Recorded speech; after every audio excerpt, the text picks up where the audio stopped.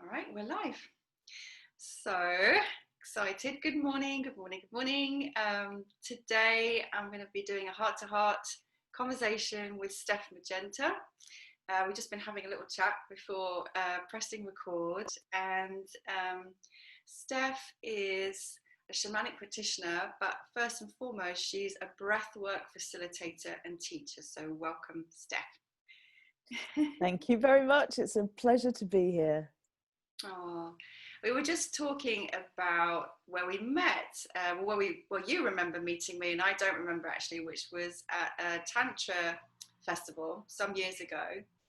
And then our paths have kind of been going in parallel. I've been aware of you, but we haven't really connected. And then something prompted me to reach out to you recently. And when I went onto your website to explore more about, what you're offering the world at the moment, I just had such a strong knowing that I had to reach out to you and see if you'd be up for having a conversation. And there was two reasons. So one is that I'm always seeking out amazing, inspiring women to interview for my Awakening Shakti interview series on YouTube, because I love inspiring women to just blossom into the highest and best they can be. That's part of my purpose, I suppose.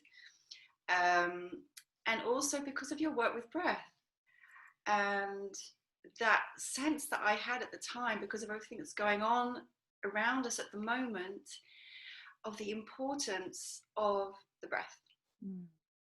So yeah, would you like me to speak to that a little bit? I'd love to, Steph. The first thing that I wanted to say is I really love how you phrase that about encouraging women into blossoming into being their full selves. What a beautiful expression. And actually, that's a huge part of why I do what I do. And I work with men as well, but my primary focus for many, many years has been women. And now through my work, which has become very, very focused and streamlined, it's all about the breath. And the reason that I make it all about the breath is because the breath is such an embodied practice that we don't have to depart from our bodies. We don't have to hand over our personal authority. We can down-regulate and up-regulate ourselves when we're in held space with a good teacher or practitioner. And I've seen such incredible things being healed through the breath. And it's one of the reasons why I personally am finding things so distressing at the moment with this limitation of the breath. And it's hard to have these conversations without it becoming political. Right. And within the political, we find ourselves polarized. And in the polarity and in the polarizing, we find ourselves attached into this is what's happening or that's what's happening, and I'm right and I'm right. Yeah. And I find that really, really uncomfortable. Yeah. And for me, everything comes back, and this sounds wishy-washy woo-woo, but everything comes back to love, compassion, understanding. But in relationship with the breath, there are things that are actually giving me a lot of cause for concern in what we're seeing at the moment. Right. Well, I concur with everything that you've said, and as we're connecting more now through conversing, I can just really feel my heart. So I don't care if that sounds woo-woo, that's what I feel, and I'm going to speak from that, because actually my belief is the world needs open hearts right now. And I'm going to bring that and invite more people to bring that. It's a vulnerable thing, but it's also the most powerful thing. And so we don't need to be political, but you're welcome to be, because I don't want it to censor anybody. If you just speak from your own experience as a breathwork practitioner and facilitator and teacher, though, about, the impact of this, that's really going to be important for people to hear, I think. Yeah, thank you for that. The first thing, beside the psychology of the lack of connection and the inability that we've got to kind of really read people's expressions, human beings need connection. And we also need a sense of safety. It's one of the prerequisites of healing trauma. And I believe that not only, I mean, you know, when I see what I see in my breathwork sessions, before all of this happened, Yeah. most human beings carry trauma on some level, whether it's big T or little t trauma. Yeah. And seeing what gets released is huge. And at the moment, I'm really super conscious of the fact that there is a collective trauma imprint that's being laid down so deeply that, yes, talking about my heart, it's kind of like, oh my gosh, you know, children who never knew what it was to withdraw and recoil and step back and to be in fear are living in that now. Yeah. You know, one of my closest friends had an experience recently where she went to see her nephew, who's always just rough and tumbled with her and played rolling around the floor and really enjoyed that. And she went to connect with him. I can't touch you. And she was so shocked and so deeply saddened. And because the message is getting in everywhere. Yeah. So on the one level, there's this reading of humanity through expression and the face that's being covered. But in terms of the breath, Yeah. human bodies are designed so perfectly to do everything that they need to do. We, you know, we eat, we digest, we release what we don't need, we assimilate. Yes, of course, lots of things are put into our bodies that then we can't deal with because of the way our water systems are, our food systems are, our pollution in the air, everything else. So we need a certain level of consciousness to remain healthy. But just the simple act rather of breathing, when we breathe out, we're releasing the carbon dioxide, we're releasing the toxic substances that the body doesn't need. And when we breathe in and we take in oxygen, just like the rainforest does, just like the earth does, it's a breathing organism, and we're part of that. And so when suddenly a part of that is restricted and we're breathing back in our own toxic waste, which can't then escape, and you know, there's a huge debate around masks and their effectiveness anyway, but on the simple level of, here's this barrier, I'm breathing back in. And what I'm seeing happening more and more on the streets is that not only in public places and shops where people are being asked to wear them, but now people are getting so acclimatized that they're wearing them walking down the street, they're wearing them in their cars. Yeah. And it really concerns me. You know, I carry a pulse oximeter which measures the oxygen saturation in the blood, because I'm geeky about this kind of thing. I'm curious about this kind of thing. And there are so many questions that I have around this, because, you know, what we're currently experiencing is often called happy hypoxia, as in COVID creates a certain drop in our oxygen saturation levels in the blood, but we're not aware of it because it's coating, in theory, this is what we're being told, that it's coating the nerve endings and the receptors. And so we're not aware that our blood oxygen levels are dropping to a danger level.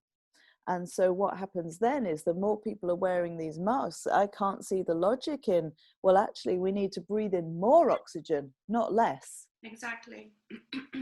Yeah. And so yes, it's I'm finding that I'm walking down the street and I'm wanting to say to people, you know, I understand that you need to be respectful of other people's health and other people's fears and concerns. Of course I do. But in terms of knowing and trusting your own body, your own system, your own breath, and your own immune system, and building that, because we're not seeing conversation about how to do that. Right. We're just seeing more and more and more about limitation, stop, barrier. Yeah. Thank you for articulating that so beautifully and clearly. And again, for anyone watching this back, I do want to make the point, because I bet it will come from some quarters, not from our typical audience. You know, you do have a background in research and working for a pharmaceutical company. So, you know, you are educated, you've done research in those areas, you understand science as much as more esoteric types of understandings on frameworks for life and for the body. I need to actually correct you there. I don't have a background in working for a pharmaceutical company. I worked for an addiction agency doing research for substance misuse and addiction, but very, very different. So I don't want to lay claim to the science. I work with the science of the breath, Right. but my background was in addiction research. Okay, sorry. So Yeah. I stand corrected there, and sorry for any misunderstanding, guys. Yeah, really important to be clear there. So in terms of the science of the breath, you know, because this is your field, this is your expertise, this is your passion. Why is the breath so important when it's such a simple thing? You know, people might be thinking, well, of course, breath, I breathe. So what's the big deal? How can I possibly heal trauma, or, you know, through breathing? Well, it's a kind of like, it's the great mystery, really. And, you know, to put this in a context, my background was also in 20 years of running my own juice bars and clean food cafes. So I have a lot of interest and investment in nutrition and the body in general, health and well-being in general, a very holistic background. Right. And so when I talk about detoxing, people used to often come in and say, oh, but we've got a kidneys and a liver to detox. Why would we need to do, for example, a green juice cleanse? Or why would we need to do a detox system? And it's kind of like, because our kidneys and our livers get overloaded and they need some help, you know, so yes, we've got those things that are our detox system, but we're piling so much in that they need some help. And it's the same with the breath, you know, and our lungs.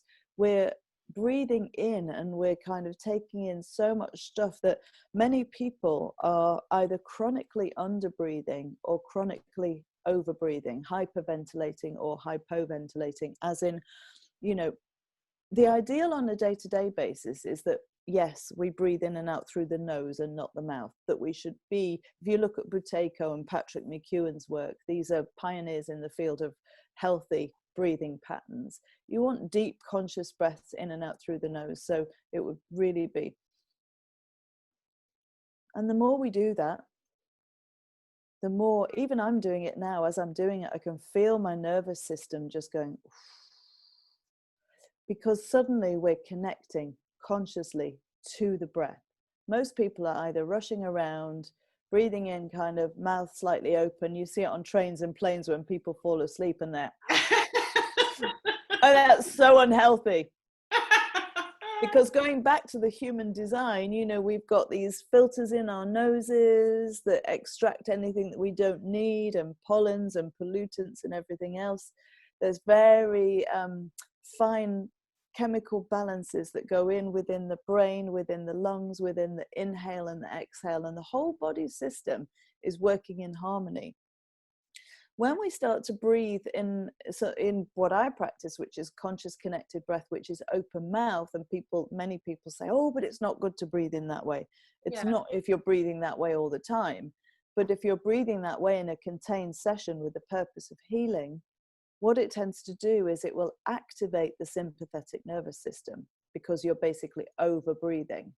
So your oxygen levels increase dramatically. Your carbon dioxide levels will stay low because they're not getting the chance to come back up again, because there's no receptors in the body for oxygen. And so the impulse to take a breath comes from that feeling of like, oh, I've got too much carbon dioxide in my body. So the body's talking to us. I've got too much carbon dioxide. This is feeling toxic. I need to, and then the carbon dioxide levels drop. Right. But they're doing this thing all the time. So then when we start to rapidly oxygenate the body through open mouth breathing, the carbon dioxide levels drop, the oxygen level increases, the sympathetic nervous system starts to go, oh, there's something happening here. Is that the fight or flight one or the other one? I always forget, I get them mixed up. It's the fight or flight. Yeah, so the sympathetic is the fight or flight. Okay. And so it creates effects in our body, which you would expect in fight or flight, which is that, you know, kind of certain systems shut down because you don't need to be digesting, you don't need to be doing anything else, you're preparing for something that's coming towards you. And that creates in and of itself kind of a lot of cellular and body memories where we have repressed emotions, feelings, trauma, shock. Okay. Animals in the wild will go and, you know, looking at the way that you really embrace movement, animals in the wild will go and move the Yeah. body if they've experienced shock or trauma, and we don't. So we're holding all this stuff in. So typically what we see in a breathwork session, particularly for people who've experienced trauma where they've never had the chance to verbalize or release it, is there are certain belts of tension within the body, ocular, around the mouth, around the diaphragm, the chest, around the midriff, the lower diaphragm, excuse me. And when we start to breathe in this way, everything starts to get activated. And so I see with people with extreme trauma a lot of the time that the jaw will start involuntarily, like it does when you're in shock. Anybody who's experienced shock will know that that adrenaline surge that comes as it releases creates this shivering in the jaw, and the body can contract. And the body goes into this kind of remembrance. And of course, the mind then goes, I don't like this. This is uncomfortable. I don't like what's happening. And if you can, with a safe and trained facilitator, very important part, safe and trained facilitator, who knows how to work with trauma, then that can be held and contained, and you can be met in that place in a way that becomes empowering. Right. Because then you're not just the victim of something that's moving through you, but you have the opportunity to work with it and to release it and to understand it in a new way. Right. So this is, you know, I am constantly, we've just finished graduating 24 of our students on the breathwork training that we run, and over and over and over again, I'm so deeply humbled by what the breakthroughs that I see people having and the healing that I see that's possible just through the breath. To come back to your question, how can something so simple? I don't know. You know, it is the breath in many traditions. It's the same as the word for spirit. It's just so beautiful that the essence of who we are from that first breath that we take when we arrive to the last exhale, when we leave, the breath is our constant companion. Mm-hmm. Everything we've ever experienced is held on this simple, beautiful thing called breath.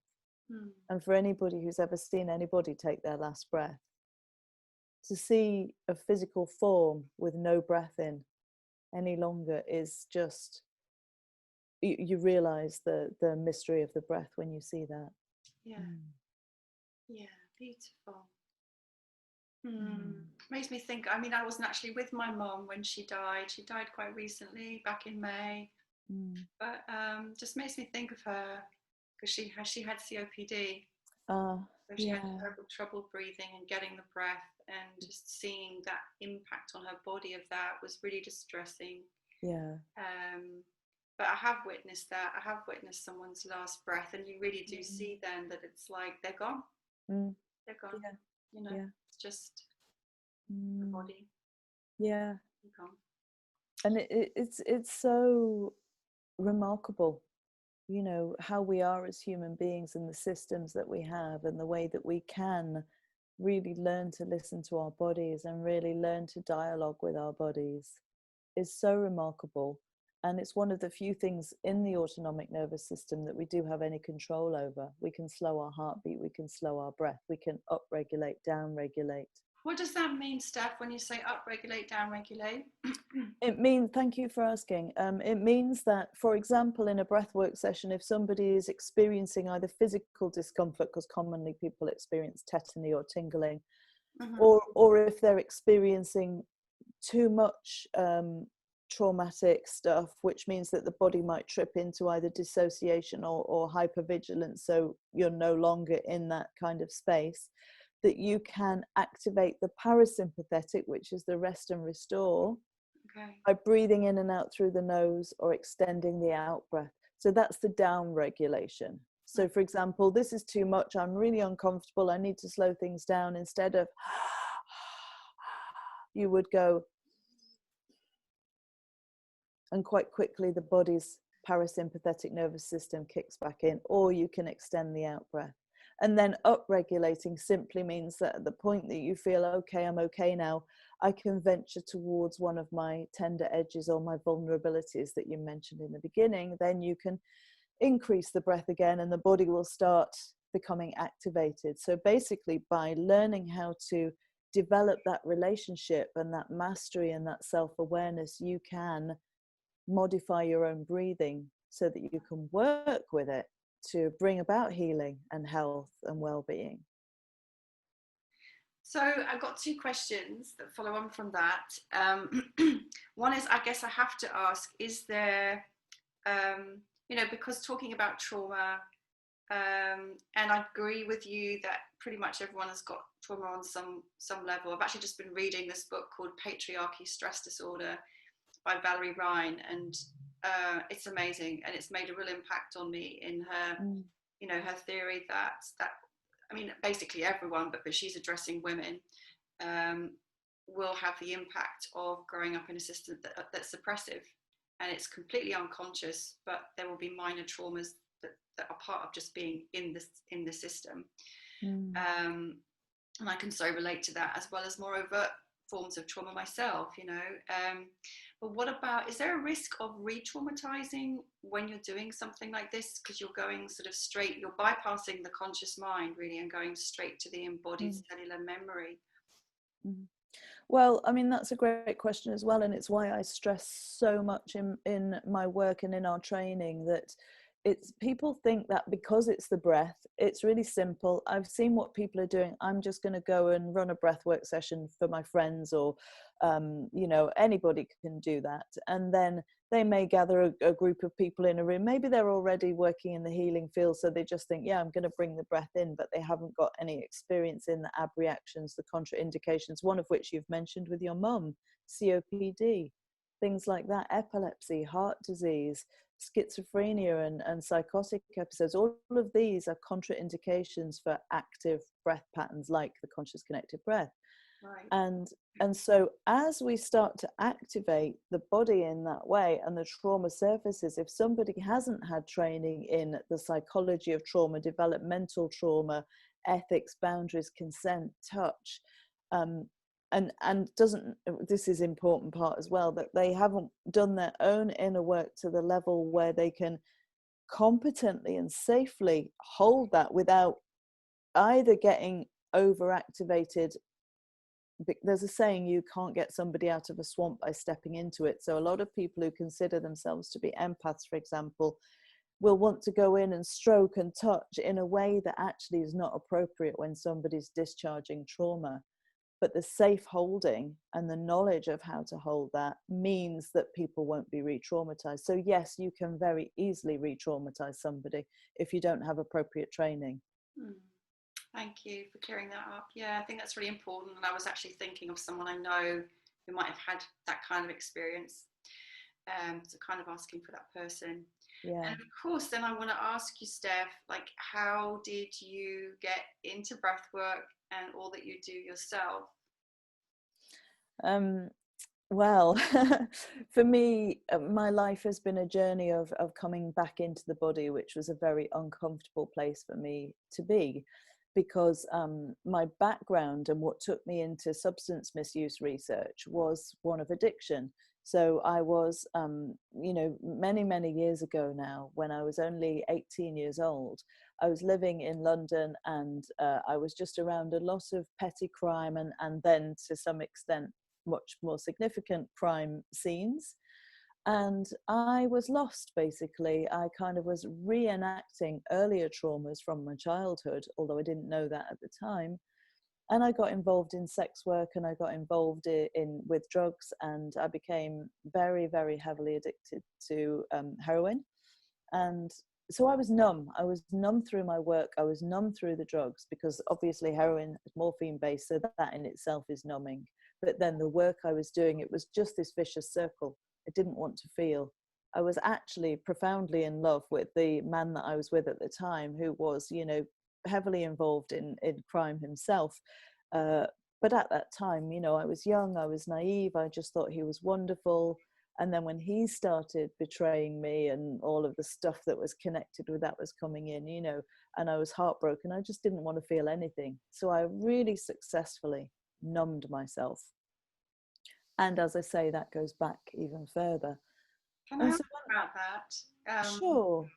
You know, because I speak to so many people, and there's always this thread, and I just think it's interesting for other people to know, if you're happy to share, of course, you know, because you speak about coming into London at 18, but presumably there was already trauma or difficult experiences before that for you.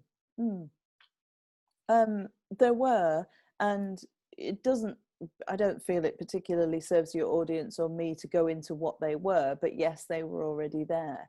Sure.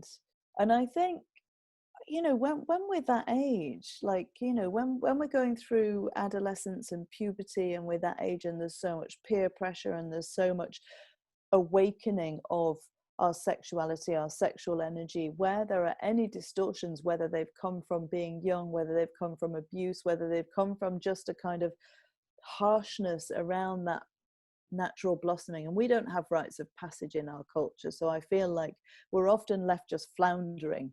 You know, girls, the pressure that you're talking about, that book, The Patriarchal Stress Disorder, which I haven't read, it sounds really interesting, but you know, what we are conditioned and programmed with around intimacy, sexuality, love, relationship, and all of that, it's just a sea of misinformation and confusion and pressure. Yeah. Body dysmorphia, Yeah. nothing about self-love, self-compassion, self-care, really accepting ourselves as we are. So we don't learn that. Yeah. And so compound that with any pre-existing, you know, trauma that's there from being young, and you just got this kind of complete lack of self-authority Yeah. and lack of awareness, which is what I had. And so it was easy for me to, I think we're all looking for tribe. I was looking for tribe, and I found it in the Manchester gang scene, and I found it in other places. Really, that's all I was looking for, connection and tribe. I just so happened to find those edgy people in those edgy places quite exciting, because I'd grown up with so much restriction and repression in other ways, and control, that I needed to break out. You know, in my shamanic practice, we talk about this, that young people, young boys especially, they're seeking edgy experiences and danger, because they're not sent on vision quests, because they're not sent into the wilderness to go and meet themselves without any of the trappings and trimmings that they have in their comfort. So they have really short childhoods and really long adolescence. And in shamanic practice, that's seen as really unhealthy.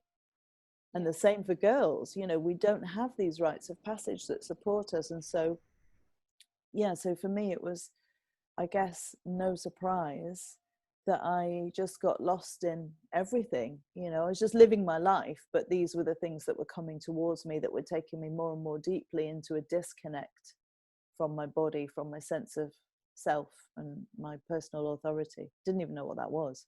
Right. I really love that you've used that phrase, actually, self-authority, because it's kind of synchronizing up with work that I'm doing myself right now, which is all about my inner authority. And how do I know when I'm operating from my inner authority? Where is it in my body? How do I feel it? Making decisions, making choices moment by moment. And, you know, sort of going a level deeper into that in my own life and work at the moment. So it's really resonant, that word, that phrase. And then I was just watching a short video clip this morning with somebody talking about the current situation, and you know, the need for us to reestablish inner authority at this time. And I guess that kind of dovetails for me with the knowing that that can't be if we're dissociated. Like, we have to be in the body to establish that. Yeah. Can you say more about that? Well, yeah, I can actually, and that's another great observation, because as I've come into my body and taken all of the years of healing, any kind of personal stories and trauma, to land in my body comfortably, I can easily detect when I'm going against myself. I feel when I'm going against myself because something is off.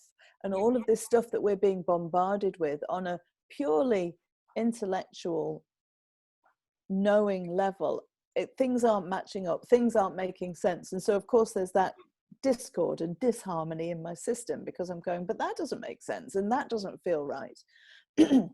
And so the more we cut off from that because we don't understand what's happening, you know, oh, but I'm being told that this is what I need to be doing, and I'm being told that that's what I need to be doing, but I feel that this is what I need to be doing, and I feel that that is serving me better. There's instantly this disconnect again. And so there's a lot of confusion. So it's no wonder we're seeing that manifested globally at the moment, that there's confusion everywhere. People don't know what the hell is going on, you know. Yeah. So maybe you could talk a little bit more to your own journey then of going, because I think, again, this is very relevant for a lot of people and a lot of my own clients and the women that I work with and follow me, is this journey back into the body from a place of being disembodied. You know, how do I do that? What does that even mean? You know? Yeah, I mean, I say to people, when people say to me, oh, but look at what you're doing now, you're really living your purpose and you're teaching breath work, and, you know, I feel that I'm living my dharma now, but then, you know, I consider myself to be an elder as well. So that's the point, that it's like, it's easy to give ourselves a hard time, to feel that we're not getting to where we should be quickly, that we're not healed quickly enough. And I say, well, this has taken me 20 plus years more of just, you know, it started with juicing. It started with an awareness of just the basic fundamentals of how I was nourishing myself. I started going to 5 rhythms and using movement practices, which I hated the first time I did it. I was like, oh my God, this is crazy. I just want to get out of this room. And yet something in my body started to very slowly wake up, you know. And so in simple movements, I would go, oh, I recognize that movement. I've done that before, trying to get somebody off. And it was literally that the body was reenacting these memories. And so I just kept showing up and I just kept doing it, doing the work. So I've used talk therapy, I've used movement therapy, I've used nutrition, I've used massage, I've used homeopathy. I remember my first ever remedy was hydrogen, which is when you can't land in the body because it's up there.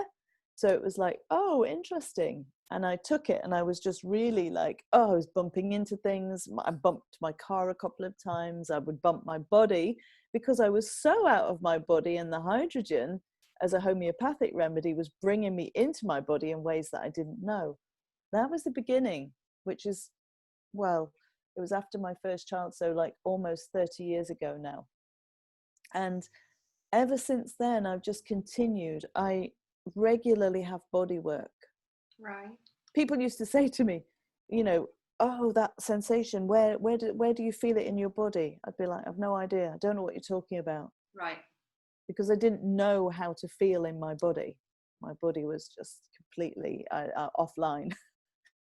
And so I feel that, you know, from those experiences of sex work, addiction, pain, emotional pain, self-loathing, you know, negative self-talk, to just simply be able to meet those places. And actually what I say to all the women I work with is, use your practices. These things, that there's a little bit of discipline required. Gabrielle Roth, founder of 5 Rhythms, says it takes great discipline to be a free spirit. I really agree with that. It's kind of like, okay, I sit at my altar every morning now and I offer prayers of gratitude. Gratitude practice is a game changer. I bring in an awareness of what's going on in my body, in my system, in my life, what's being reflected on the outside, which is often a reflection of what's going on the inside. You know, if there's chaos on the inside, then there'll be chaos on the outside. What will I do? Take a breath, slow things down. You know, I burnt out 5 years ago when I sold my final business.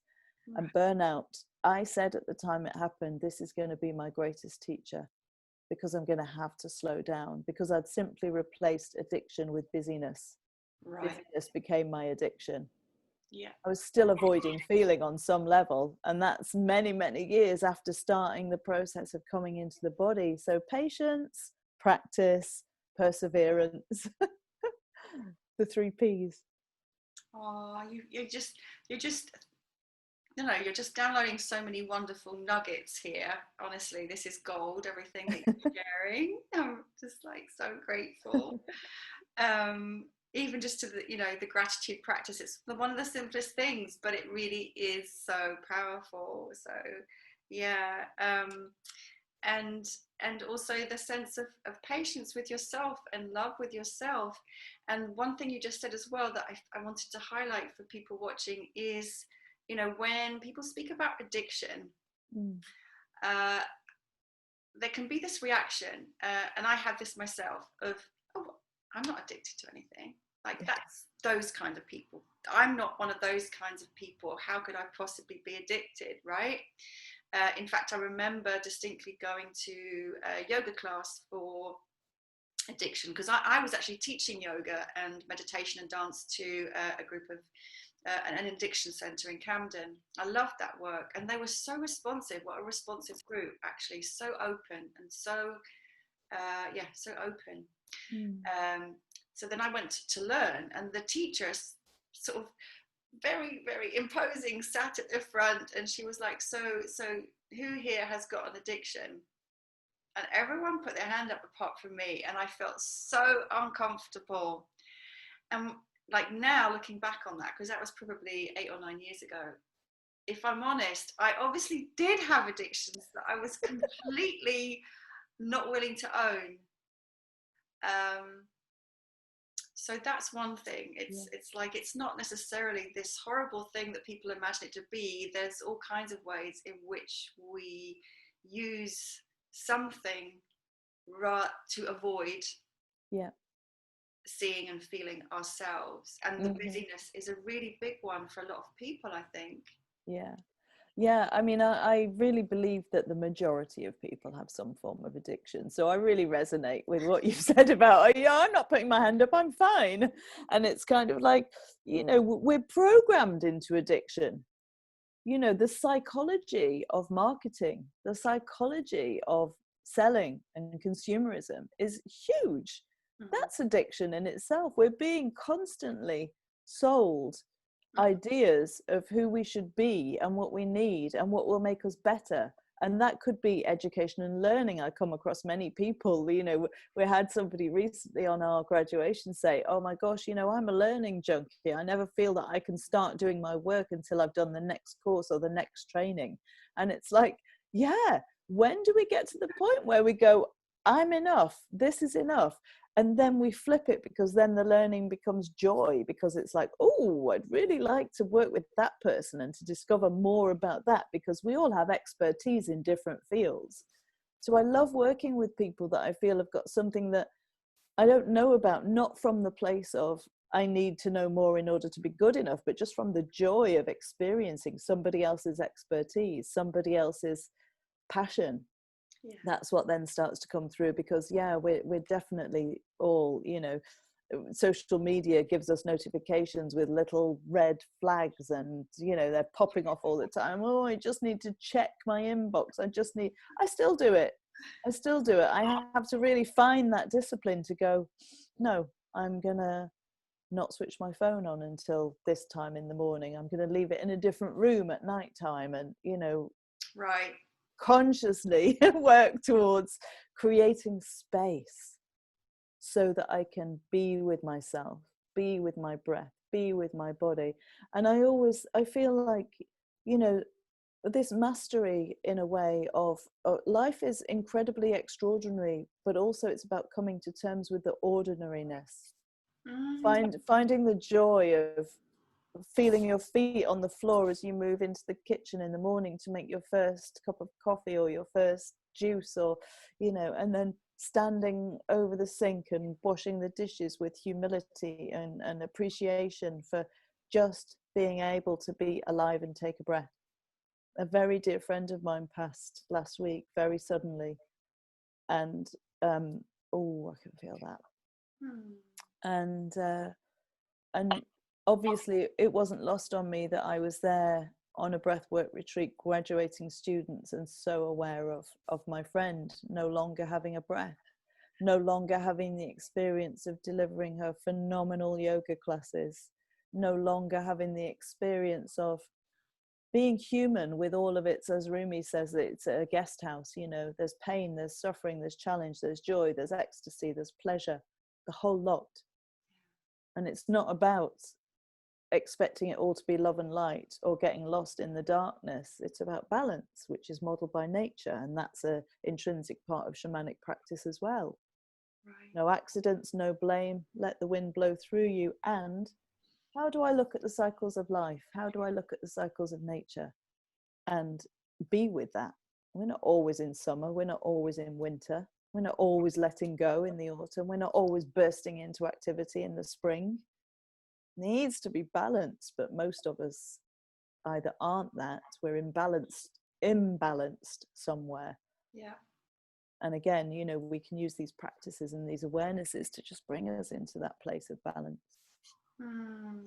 Gosh, so much more gorgeousness you're sharing. It's like, wow.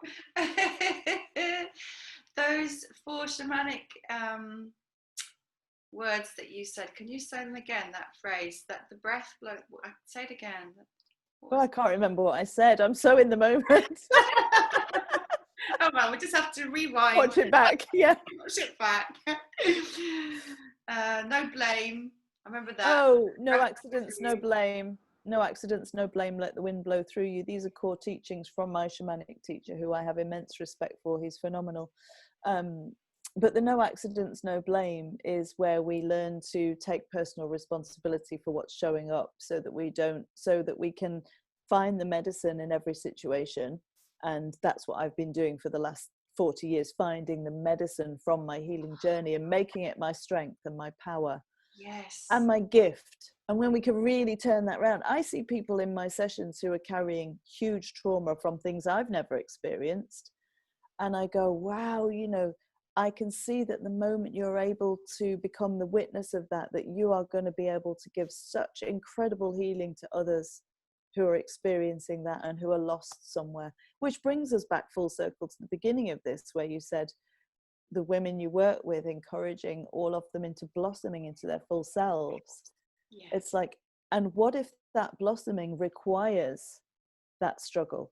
You know, like the lotus that grows in the muddy pond. It's like, what if it requires that level of struggle and suffering, that we can bypass it to make that our goal? That's the essence of alchemy. Yeah, absolutely. Totally with you there.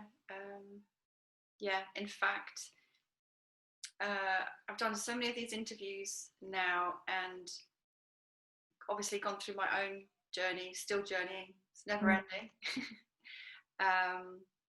That phrase, the gift, is just continually coming through, and that the gold is always there, and it's just on the other side, you just can't see it. Yeah. But they're one. Yeah. You know?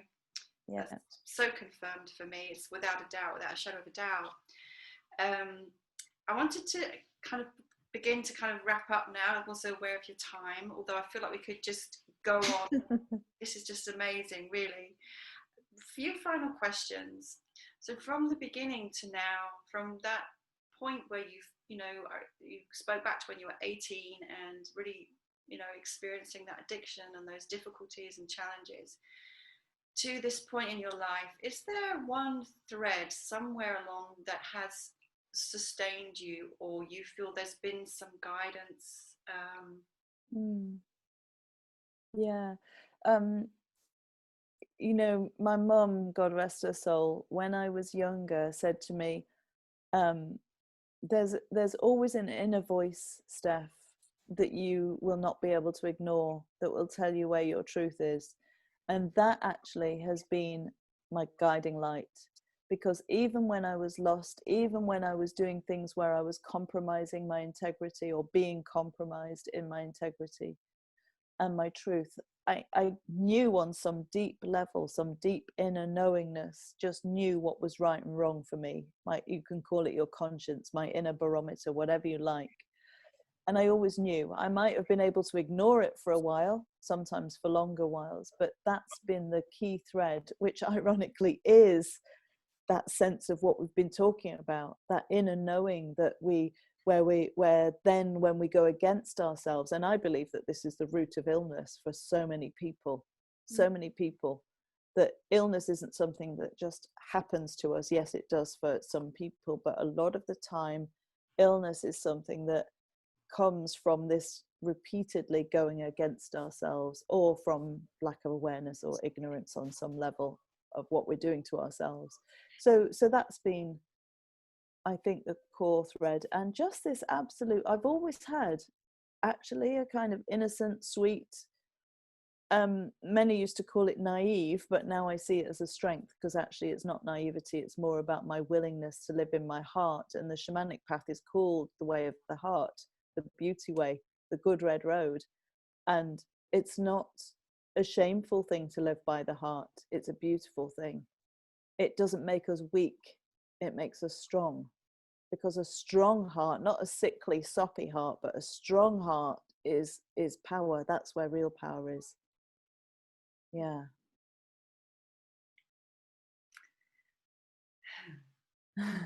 That's just like the little drop into the ocean. It's like, you know that image of like a drop of water going into a lake and the ripples. I just got that now. That's just.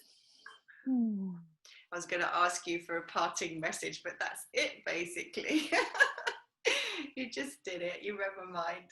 So, Steph, I'm sure people would love to be in touch with you and know more about your training. So you do teacher trainings as well as facilitating one-on-one or group sessions with people. How can they find out more? Have you got anything coming up? Just drop a little, notice in there for people who how to reach you and what you're offering. Thank you so much for that opportunity.